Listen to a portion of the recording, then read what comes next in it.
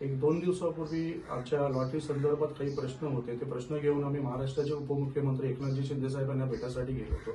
Basically आमचा विषय काय होता, ज्यावेळी लॉटरी काढली आमची त्यावेळी आमचा 5 आणि 6 नंबर एकत्र आले.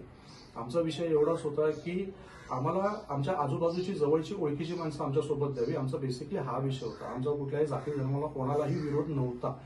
आज गेले कित्येक वर्ष झालं विजय सन्मित्र मंडळ हे 5 आणि 6 आहे. भले 5 मध्ये जरी हिंदू मराठा जरी जास्त एकत्र असले तरी 6 नंबरमध्ये आज बहुधर्मीय लोक राहतात तिकडे.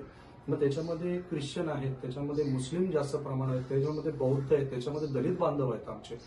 आज एवढ्या वर्षाचा कोणी रेकॉर्ड काढून बघा, आमच्या मंडळामध्ये जातीयवादावरून कधी भांडण झालं नाही आणि आम्हाला त्याच्यामध्ये नाही.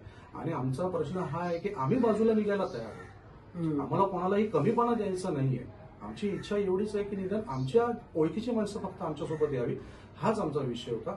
आणि त्या दिवशी आमच्या बोलण्यातून कोणाच्या जर भावना दुखावल्या असतील तर आम्ही खरंच आमचा तो हेतू नव्हता त्याच्यामध्ये, पण कोणाच्या जर भावना दुखावल्या असतील तर आम्ही सर्व जाहीरपणे आज तुमची मागणी